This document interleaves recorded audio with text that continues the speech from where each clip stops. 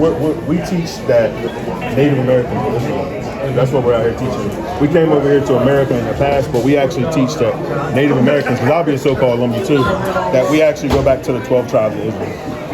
You ever heard that information before? I've heard it before, man. We don't agree with that. You don't agree with I work for the Lumbee tribe. We don't agree with that. So you heard that information before? Well, just now from you. Right. I've seen a smidgen of it in a guy named James Adair's book. Oh, right. He wrote about that. He wrote about it, but I haven't read a lot about it. I just a snippet. But yeah, we don't agree with that. So do you believe in the Bible? Yes. So if you know in the Bible, everybody come out of Adam, right? That's what the Bible teaches. And then everybody moved forward to Noah, because if you weren't in Noah's family, you died. So the Bible details every family that Noah came out of Noah. Which one do the Native Americans go back to? Well, I don't know that. So that's what I'm saying. If you don't really know where we go back to biblically wise, you really don't know if this is true. Because you have to know to know that I'm wrong, and I'm not trying to force it on you, but to know what I'm saying is wrong, you have to know the truth in the first place. You see what I'm saying? Right. But if you go by the Bible, then everybody comes from here. Oh no. There's 18 different nations on the earth, right? And they're all populated by the sons of Noah. So not everybody comes out of Abraham. Not everybody comes out of Shem. You got Ham, Japheth, different sons of Noah. So that really wouldn't be a true statement. You know what I mean? You got 18 different bloodlines on earth, because the Arabs, they don't come from, they come from Abraham, but they don't come from the same father. They don't come from Isaac and Jacob. They come from Ishmael. Okay. You know what I'm saying? So you know the history. I know a little bit. Yeah, like when you go into the artifacts, how many artifacts they found over here, some of the customs that we followed are ancient, even the fringes. You know the fringes that you see on all the garments? Yes, sir. Is actually biblical? Yeah, well, I knew it's biblical, but I don't know what it actually stands for and what it means. All praises. So just so you know, I'm not bringing it up, right? Because it's really dope, because we're having a discussion about ancient people, but in a modern terms. You know what I'm saying? Yeah. Let's just read this and show them that the fringes and the borders of blue is actually all a biblical thing, and it makes you wonder where Native Americans get that from. You know what I'm saying? So just to drop some jewels on you, so you kind of. But this is Moses. This is the book of Numbers. So this will go back to the Torah, which is the instructions and the law God gave to His people. 15 and 30. Start at 37. So this is going back to Moses' words that, of course, the Heavenly Father gave him. This is the book of Numbers 15 and 37. And the Lord spake unto Moses, saying, Speak unto the children of Israel. Because it's our belief that Native Americans come from the children of Israel. The lost 12 tribes came over here thousands of years before Columbus. Right. And bid them that they make them fringes. That they do what? That they make them fringes. What are these on my shirt? Fringes. Okay. In the borders of their garments throughout their generations. So when it says throughout their generations, that means like forever. Throughout all your generations. It's an everlasting statute. And that they put upon the fringe of the borders a ribbon of blue. Because blue represents royalty. You know what I'm saying? We're royal people. Common people. And it shall be unto you for a fringe, that ye may look upon it, and remember all the commandments of the Lord. Right, and do them. Because it is our job for our people to remember the commandments of the Lord. We didn't always eat like this. We always ate clean food. We had clean ceremonies. We had when the white man came over here, we were living a clean way of living, right? Yes, no bacterias, no smallpox, none of that, man. You can't live like that and not be following God's laws. So I know our people are God's people when we go back to the Heavenly Father. And that ye seek not after your own heart and your own eyes, after which ye used to go a-whoring. You see that? So just going back into some of the ancient customs that we follow, we can actually find them in the Bible. I'm not going to hold you up too much, my brother. We appreciate you. I appreciate y'all, man. Yeah, we appreciate it. If you don't mind, tap into the information on the card, and just see if it matches your spirit, what you're feeling. All praise it. Appreciate you. That's the best tea I had. I got to give me some more of that tea. Hopefully we have it on the shelves before long. I'm telling you, man. Is it just going to be like something y'all keep down here, or are you going to try to? Yeah, I know. We'll have to start now. I got you. Start small and plan. Yeah. Just like the food product. Got you. What's the brand name of these? Like, It'll just be Lumbee Tribe, Chow Chow, Pepper Jelly, probably Lumbee Tribe, Gin Pond. Yeah, I'll get us something to bring it up there. Yeah, hell yeah. Police station and Holly, man. I'm going to go build. I'm coming out here and get Okay, so you're close by. Yeah. Okay. Yeah, man. That's good. Yeah, I appreciate y'all. Yes, sir. praise to the Most High, man. Hey, YAHAWAH'S camp out here at the Lumbee Powwow 2026. And man, it's our job to come out here and teach the people. The Lord said go out to the lost sheep of the house of Israel, right? We out here, man, in Pembroke, North Carolina, waking up the tribe of Gad and teaching them that they're Israelites. Hey, look, get a clip of that right there, the fringes, so you can go into it and show them. All right. That's what the brother was going into right here. You know what I mean? The same custom. You know what I mean? It come from somewhere. You know. That's what we was teaching them, brother. Where does custom come from? You see it? It's a fire girl, bro. Yeah. And look, the cat was showing me they put this on. Yeah, you put it on. Yeah. Take this off. Right. It's like a war. Show them some of the jewelry and stuff over there, King. Hey, They already got all that. The joint I was trying to get done. Look at this. You put your head. It's where you put your head at. You take this off, and it's almost like you like a war horse. You know what I mean? And then you got the bells. How's it going? Hey, how are y'all? Hey, what y'all up to? We're just looking at some good artwork you guys have here. This is nice. It's my first time here. You came from Raleigh. They done ran up on it. Shut it down. First time. Get that. Okay. We'll try some food. I had that spinner. So you're And you need to get your college here. Hey, look, hey, that's what I wanted to ask y'all, right? What is the indigenous food we should be trying? Well, so one of our big foods is collard sandwich. Now, we know collards are from Africa, but you know we've indigenized them and kind of adapted them and cooked them in our own little way. Collards, like collard greens? Yeah, like collard greens, Okay, yes. all right. So one of collard sandwiches is you got collard greens between two pieces of fried cornbread Yeah. with a piece of fat back on top. Oh, man. Yeah. Hey, you know The white side. I thought you said you was from Raleigh. Yeah. You still the South. Yeah. Fatback. But it's really good. Okay. I mean, it's probably about this size. Gotcha. That's some good food. Anything else besides that?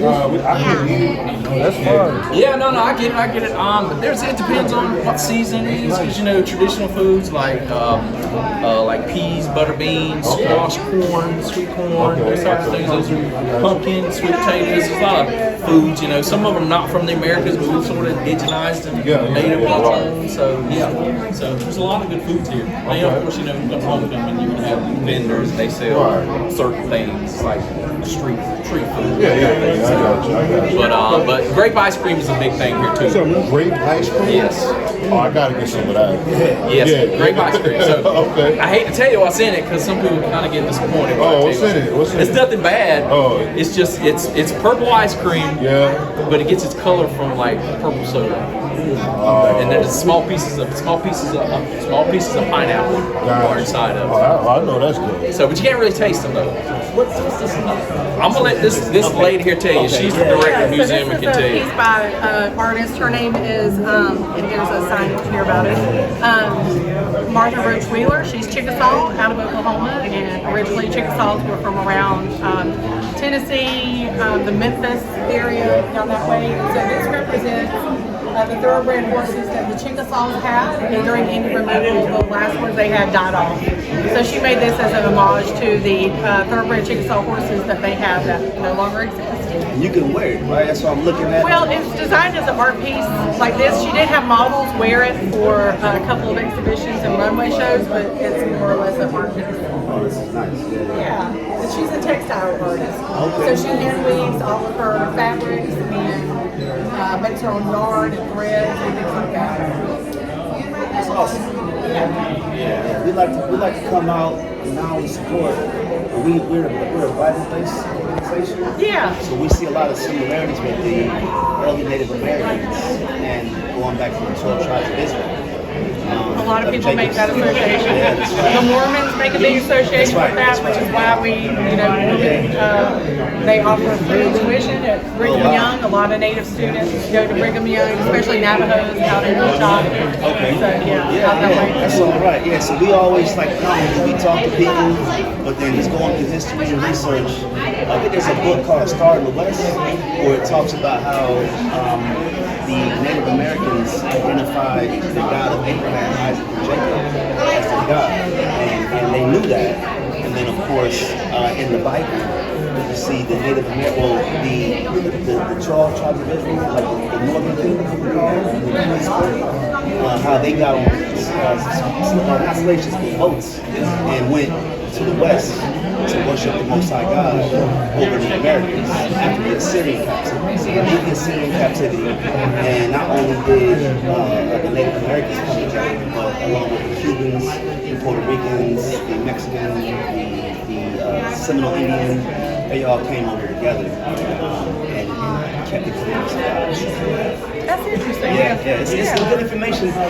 We were talking about the fringes. You see fringes all over the garments. So you see our fringes here, and then the fringes here. It's a cultural, aesthetic that we Well, all. French for us was important because French also repels water. So like when you see the Scottish that first come here and they become the buckskin Scots, they start adapting the twisting and the fringing of like leather jackets. But that's why we always had fringe on ours too, right? And it also is hair is very important. So it emulates hair and flowing of hair, but it has a very practical purpose too. Is that if you get caught in rain, that's going to help keep that water running off your clothing. And so you have layer fringing, and also it creates a breeze and wind and all of that. So, and that's kind of what Martha was trying to incorporate here to one emulate the hair, but two like the fringing. That's amazing. Oh, praise. Yeah, we appreciate it. You're welcome. You're welcome. We appreciate Let us know if you y'all's have any time. questions. Absolutely. Yeah. Thank you for coming. What was your name again? Lawrence. And I'm Nancy Chavis. I'm the Nancy president. Chavis. Okay. And we're YAHAWAH'S camp. Okay. This is all the brothers. It's more of us, but it's the ones that made it. It's my first time here, so I'm having a blast. Come back, check us out. All right, thank y'all. Anytime. Y'all be safe. Oh yeah, that's why I stopped and paused for a little bit. All right.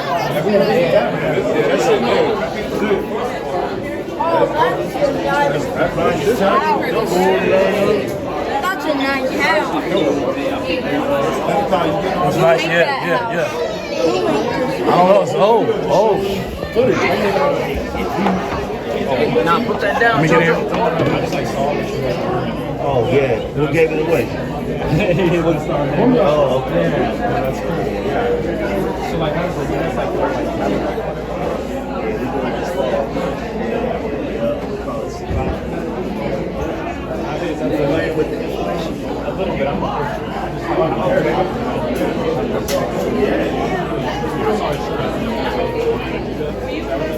Well, that's our, so we're an organization. Where's That's the bird at? Feeding. Where's the bird? I don't know. So that power that we possess when we out there, we just wake our people up. Where's the bird? Tell our people who they are, to create Only them back they died. the 12 tribes of Israel. And through our histories, we see that Native American actually goes back to the tribe of Gad or the children of Reuben. He said, "Good job." Son, and then the seventh son, which is Gad. The people of the Americas, indigenous Americans, go back to those people groups. So what we do is we teach people really more than just knowing who you are, where the people are going, where you're going, like the heritage, and then what that means for people that don't know. Our job is to inform them, you know. And our main message really is to have faith in Christ, keep the commandments of what you would say the commandments of God. Even going back to the laws that Moses gave to children of Israel, and then enduring to the end. Right. So all those three elements really make you qualify for salvation. Anything less than that, you would have to go back and restudy to understand what it actually takes for salvation. Because if I just the Abrahamic laws. well, even more specifically, let's just go down to what Moses prescribed, right? Because Abraham's before Moses, and Abraham's laws may go to Ishmael, right, like circumcision. But Mosaic law, circumcision actually is on the 8th day. So it's a little more defined, and we really conduce it down to the 12 tribes and how Moses prescribed that to our people, right? And then when you think about all that we're saying, like Christ told you to keep the commandments that Moses prescribed. Even when you go into, I think it's Matthew 23, Christ says the scribes and Pharisees sit in Moses' seat. All they bid you you're supposed to do. Yeah. And so you see Christ is teaching to keep Mosaic law. Yeah. So even the dietary law, pork, shrimp, crab, lobster, So you guys are kosher as well. you have to be. Yeah. Yeah. I mean, anything less than that, you're defiling the temple. Yeah. And then we know 1 Corinthians 3:16, if you defile the temple, the Lord will cast you out. Yeah. Right. So that's what we teach our people. Yeah. It's a lot to swallow at one time. Yeah. Because a lot of us grew up under a doctrine that the law is done away with, right? Or the idea that all foods are clean now, which the Bible never teaches. Old Testament, New Testament, future prophecy, everything in between, you'll never see the law being done away with. Yeah. You have to keep that, right? So that's what we teach our people. You know, I don't know, like as far as your denomination, like what do you guys view as far as keeping Torah, keeping Mosaic law? So I just kind of see it as like, you know, Jesus died and he was like the fulfillment of the law for the Old Testament. That's just kind of how I see it. But like me personally, like I'm not the type of person that's like, I'm going to run around and, you know, live my own life. Like, you know, Jesus will forgive me for everything that I've done. I think that like having that like discernment of like, I'm going to treat my body like the temple. I'm going to do what I can to make sure I'm living the law to the best of my ability. I think that's just where Jesus steps in for, you know, our like fleshly desires make us stumble sometimes. You know what I mean? But I think when you say Christ fulfilled the law, what does that mean? So when he died on the cross and, you know, the veil was torn, that was him, you know, because I think in the Bible there's 365 prophecies that Jesus fulfilled. Because I don't know if you guys, being, you know, Hebrew, you guys believe, you know, don't believe in Jesus as in the sense of like fulfilling the law. It's more of what do you fulfilled the law? Yeah, but like, I mean, but the idea of fulfilled. Yeah. Does that mean it's done, or when Christ fulfilled the law, right? Yeah. Like you married? Oh, okay. No, my finger's swollen. It's when you use it. Oh no. Okay, Yeah. so like a husband fulfills his duties as a to his wife, right? That means he's doing what's prescribed for him to do. Yeah. So when Christ fulfilled the law, he's actually doing the law, right? I don't know if you believe that fulfilling the law means it's null and void. Yeah. How do you like? What do you see that? Like, how do you like when you say fulfilled? Yeah. Anybody got a sword? I'm gonna show you something real quick because when Christ, Acts 3. Okay, you there? Okay. He want to read something to you when it comes to fulfilling and what it meant. Because Christ also said, "Not one jot or one tittle shall pass to the law till all be fulfilled." Yeah. But he's going to tell you what fulfillment means.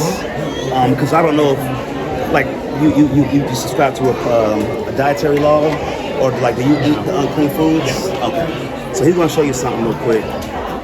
When it comes to fulfillment.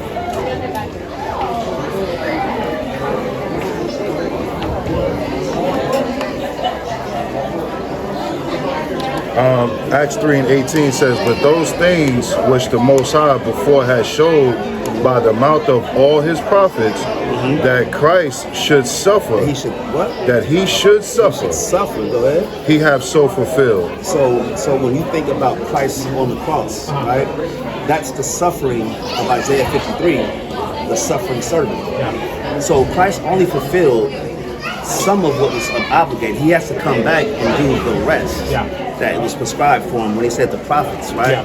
So the prophets prescribed, told us that not only was Christ going to die for the children of Israel and be resurrected, right? But he's also going to come back and redeem them, which we're waiting for.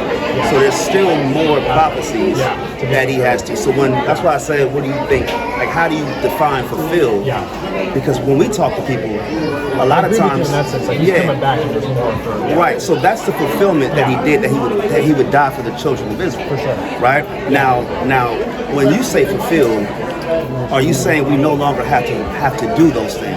No. I feel like, and you know, there's more doctrinal things that I need to learn. I'm still growing in my faith as well. But I think he did. There are things that we need to uphold. You know, like with the, you know, abstaining from like debauchery and all that, and like the, you know, the gluttony and like all this kind of stuff. There are a lot of things that as Christians we're held to a higher regard that it's not, you know, we can't just live our own life and do whatever we want. Right. I just think it's really interesting the difference in, you know, opinion for like what we should do with our bodies and how, you know, that's lived out. Right, and even when you look at the apostles in Acts 15, they tell you don't eat food sacrificed to idols. Yeah. Where do we find that at?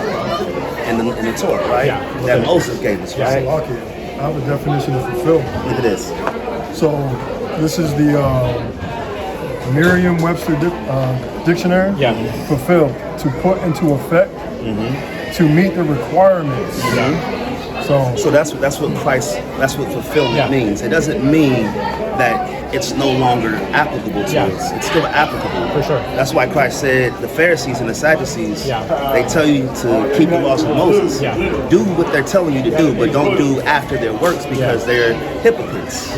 Right? So we would prescribe people, well, really our people, to go back to having a kosher diet, to abstain from pork, shrimp, crab, lobster. You see the brothers got fringes on, right? These are commandments that the Most High gave the children of Israel, right? Sabbath days. Do you guys keep the Sabbath day? Yeah, Sunday. Sunday?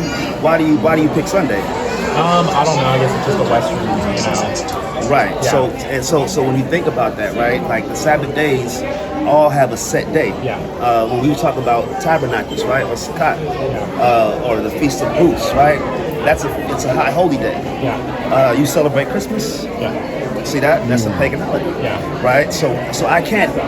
What about Passover? You keep Passover? Oh, how do you keep Passover? Just by a dinner. What kind of dinner? It just depends. Any bread? Is there any bread involved? Unleavened bread, right? And then for 8 days, unleavened bread. Okay, all praises. So well, she's saying no. I grew up Jewish. Oh, you did? Yeah. What's your nationality? Is your Moroccan. mother Moroccan? Yeah. Your father? He is from here. Your father's from here? Okay. Yeah, he was. Your mother's Moroccan? Yes. Okay. His family's adopted, so we don't know. So what your father would be nationality. like Native American? We don't know because he's adopted. So. Oh, but would he be like so-called black man, or how would you? Oh no, he's like us. Yeah, her mom is. But your father would be like Caucasian, like how does that? Okay. Yeah. So when you think about what we're saying, like this would be something that we would have to really exemplify as the true children of Israel, because God said in Deuteronomy 32:8 that He separated the nations, but Israel was His portion, right? And as Israel, like we would be not just Hebrews, but Hebrew Israelites, right? And Israel is Jacob, so we're the sons of Jacob, the 12 tribes, right? And even when you think about that, our job is to show other people how to actually serve God, because like when you said Sunday is a Sabbath day, that wouldn't be accurate, right? When you said you keep Christmas, that's actually celebrating Saturnalia, right? When you think about Easter, you guys do Easter, Mother's Day, those all go back to pagan holidays, right? So our job really is to keep the commandments of God, and really show the true way. Ezekiel 8:22 says that the people were going, or Zechariah 8:22, that the people were going to grab the skirt or the fringes of the people that are of Israel, right? The true children. No disrespect, but the people in the land of Israel right now aren't the real people, right? Those people were converts during the 600s. That's right. When you look at the actual last names of the people in that land right now, they have Eastern European last names, and then they change those names to Ben Israel or Ben this or Ben that. So they actually had to convert. But like Christ was a black man, right? I don't know if you guys knew that. Moses was a black man. They're African. So. Well, not just African. They wouldn't be African, they would be Israelites. But the Israelites had melanated skin. Right? Christ had woolly hair. You see what I'm saying? So these are the Let me ask you, because she got this look on her face. Oh no, that's just a permanent look of trying to understand. But no, real quick, when you said no, when he was talking about the Passover, what was you saying no to? Oh, as far as like the bread and stuff. Not eating unleavened bread, like. Cause What do you do on the Passover? Well, we completely fast like all bread, all of like. But you're supposed to eat unleavened bread. So you're supposed to eat unleavened bread. Like matzah or you would say that. Yeah, like that. That's what we stick to. Because also we like. Do you eat the lamb? Yeah. Oh, you do eat the lamb? Yeah, we eat a lot of. Do you eat any other meat? Maybe fish. Some fish too? Yeah, maybe. Because also we're Moroccan, so we have much different traditions than like any Europe. Lumbee? Than like any European Jews would have, because like from a whole different area. Yeah. So that's what we're saying. Like those people actually converted. And then when you go to Jeremiah, it says when the Messiah comes back, there will be Edomites in the land that's inhabiting that land. And we're seeing that now where you have the children of Edom actually in the land trying to build their third temple, right? And Christ is coming to actually rectify that and actually put everything in order. So that's kind of where, in a nutshell. But I would say that you would probably be an Israelite of the tribe of Gad as well. You're Lumbee, and I would just do some research on that, on really the nature. If we just looked at this statue back there, we see the fringes on the Native American. You see what I'm saying? Which goes back to the 12 tribes of Israel, receiving Numbers 15:38 about the fringes. You know what I mean? So, Yeah, man, I appreciate but I would just recommend, I would just say, do research on it. Yeah, for sure. And if let me ask you a question, right? So your dietary law, what makes you feel like you can eat pork, shrimp? If you eat pork, Yeah. what makes you feel like you can eat pork? Because technically that's a sin. I don't know. I guess it's just a familial thing. Yeah. So like, you got one more precept. Would that go back to the fulfillment of Christ? What you were That's a saying? good question. See that? So you eat those things because you're saying Christ fulfilled that. Yeah. Yeah. See, why do you think that is? That's what we're saying. Like we grew up in the Christian church. Yeah. So Christianity teaches something called antinomianism, which is a lawless. Like you don't have to keep the laws anymore. Yeah. Right. Which invites sin. Yeah. Because if I went out and I ate a shrimp scampi, technically that's sin. Yeah. Right. Because Leviticus 11 says you can't eat unclean foods. Yeah. Like and she knows that being Jewish, right? Like you can't eat unclean foods. Yeah. Right. So when we go into these scriptures, we'll even see in Isaiah 66 that when Christ comes back, he's going to be annihilating the people that have been eating pork. Yeah. Literally, it says swine's flesh. Yeah. Right. So you don't want to be on the wrong side of that. Yeah, you're right. When Christ comes back and you're eating pork. But what we just did right here was we just dropped the seed and told you not only who you are, but how important it is to keep the commandments. Yeah, I got a scripture and a question. Okay. Luke 24, 43. It says, and he took it and did eat before them. Verse 44 says, and he said unto them, these are the words which I spake unto you while I was yet with you, that all things must be fulfilled, which were written in the law of Moses and in the prophets and all the Psalms concerning me. So was all those things fulfilled yet? I guess Concerning Christ? I say no. Yeah. So then, did Christ did he eat pork? So then, why would we do it if he didn't? That's a good point. Yeah. I never thought about it that way. There you go. Yeah. And that's our job. That's why we're here, really, just to kind of talk to the people, 12 tribes, and let them know, I appreciate you guys taking the moment. Yeah, I really like to get to know you guys. What's your name? I'm Seth. Seth? Yes, sir. You know what that is? What's your guys' name? Ron? Ra'am. Okay. It's Hebrew for thunder. Okay. What's your name? Yashu. Nice to meet you. Yeah, for sure. Yeah, Good talking to you guys. Sorry to hold you up for so long. This is what we do. Yeah. Right? So I would look into it, bro, because when you think about that, there's more to it, right? Yeah. It's not just the dietary law. Yeah. Christ said not one jot or one tittle shall pass, right? And then he also said to exceed the righteousness of the Pharisees. Yeah. The Pharisees were law-abiding citizens by Moses. So our righteousness must exceed, right?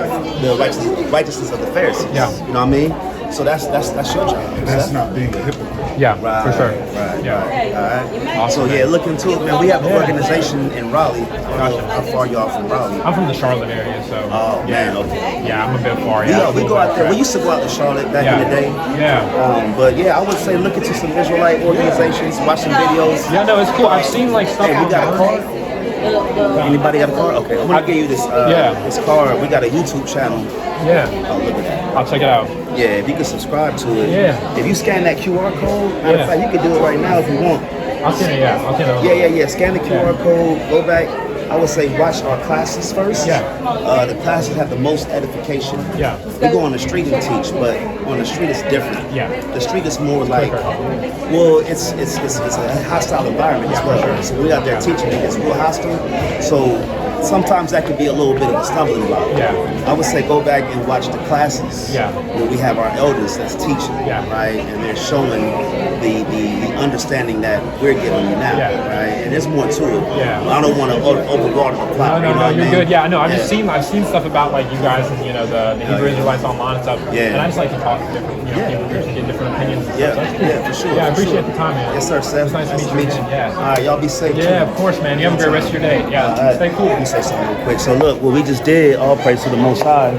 Well, we was able to, like, if you look at the guy we just taught, on the surface level, he looked like an Edomite, right? That's right. So what we do is we try the spirit, Romans 8 and 16. Oh, you got your sword, Kazak? You get Romans 8:16 real quick, right? And you see how well, the brother and it all goes back to the Most High, but you see how the brother that we just spoke to, named Seth, how he received the information, and this is the example of really watering that plant, right? We're planting that seed, and then maybe one day somebody will water it, right? Read what you got, King. Romans 8, verse 16. The Spirit itself. The what? The Spirit itself. Beareth witness. Beareth what? Beareth witness. Beareth witness. Come on. With our spirit. With whose spirit? Our spirit. See, we can put that spirit of acceptance on that brother by dealing kindly, right? Paul said, I think it's Paul that said, some say by grace, or some say by fire, and then the other was fear. There we go, right? So in compassion. So sometimes you can plant that seed, right? And he didn't come to debate, he didn't come to scoff, he just came to learn, right? Read again, King. The Spirit Bible itself beareth witness with our spirit. Come on. That we are the children of the Most High. And we are the children of the Most High. So now we planted that seed. And I think Acts 20, 25, I want to say. See if we can pull that where we wash the blood off our hand. I think it's Acts 20, 25. Hold up. 20.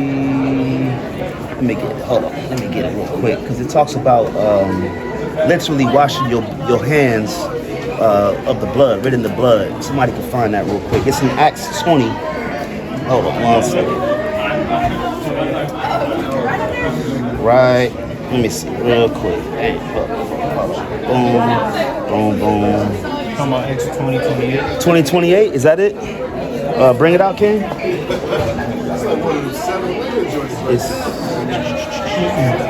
It's not it. Try. I don't think so. I'm about to find it real quick. Hold on. 22 and 20. That's what it is.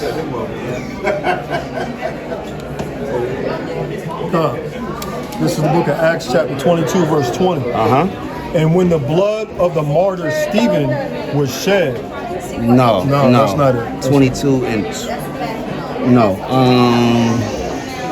Dang, I'm about to find it again. Hold on 1 second. We gotta get it. 20 and 26. Is that what you said, Shalak? 2026, Acts 2026? I said 20 and 28. Okay, yeah, get 26. This is it right here. Acts 20, verse 26. Wherefore I take you to record this day. To do what? To record this day. And the Lord is recording this day, right? Brothers came from Raleigh, North Carolina, about 2 hours out, right? To do this job. Go ahead. That I am pure. That we are pure, come on. From the blood of all men. Of all men, right? So we wash our hands, we plant the seed, wash our hands. Now we did our job. This goes back to this goes back to Ezekiel 3, right? Where he said to blow that trumpet and show our people where they're going off at. Right? He was going off on eating pork. But we see how we didn't castrate him live here. We just let him know. He received it, he accepted it. He has to go back and either fix it, right? Or he's going to go back into sin. Either way, we did our job. So all praise to the Most High. All praise to the Most High. And that's it on that, King. Kwame Yasharah. Kwame Yasharah.